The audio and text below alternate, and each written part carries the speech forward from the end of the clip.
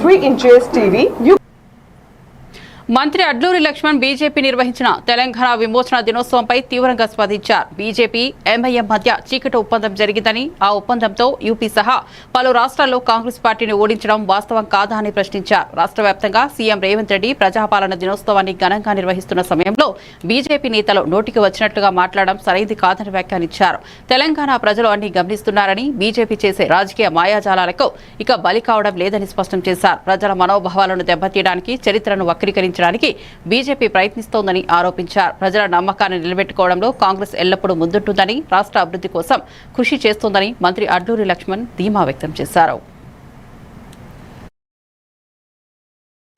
పోరాడి భారతదేశంలో మన హైదరాబాద్ మన ప్రాంతాన్ని విలీనం చేసే సందర్భంలో సెప్టెంబర్ 17వ తారీఖు ప్రజాపాలన దినోత్సవం అని చెప్పేసి గౌరవ ముఖ్యమంత్రి రేవంత్ రెడ్డి గారి నేతృత్వంలో తెలంగాణ రాష్ట్ర 33 జిల్లాలకు సంబంధించినటువంటి కలెక్టరేట్లో అధికార పరంగా లాంఛన పరంగా జాతీయ పతాకాన్ని ఆవిష్కరించి తెలంగాణ సాయుధ దళాల్లో పోరాటం చేసి వీరమరణం పొందినటువంటి ఆ మహనీయులకు ఘనంగా శ్రద్ధాంజలి గడిస్తూ మరి ఇంత గొప్పగా కార్యక్రమాన్ని రాష్ట్ర ప్రభుత్వం అధికార పరంగా చేసిన సందర్భంలో మరి భారతీయ జనతా పార్టీ మాట్లాడడానికి ఏం లేదు. ఈరోజు దేశంలో ఎంఐఎం బీజేపీ ఎవరికి పొత్తు?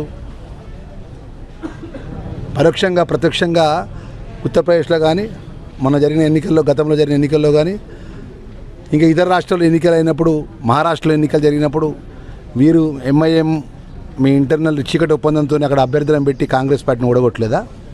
అమిత్ షా ఎంఐఎం చీకటి ఒప్పందంతో ఈరోజు కేంద్రం ప్రభుత్వాన్ని నడుపుకుంటూ ఈరోజు రాష్ట్రానికి వచ్చిన కేంద్ర మంత్రులు, రాష్ట్రంలో ఉన్నటువంటి ప్రజాపాలన ఇంద్రమ రాజ్యంలో రేవంత్ రెడ్డి గారి యొక్క పరిపాలన ప్రజాపాలన అనే దినోత్సవాన్ని గొప్పగా నామకరణం చేసి ఈరోజు గొప్పగా జాతీయ పతాకాన్ని ఆవిష్కరించినటువంటి సందర్భంలో గొప్ప కార్యక్రమాన్ని నిర్వర్తిస్తుంటే నోటికెంతో నిజాం నిరంకుశ పాలనను వ్యతిరేకంగా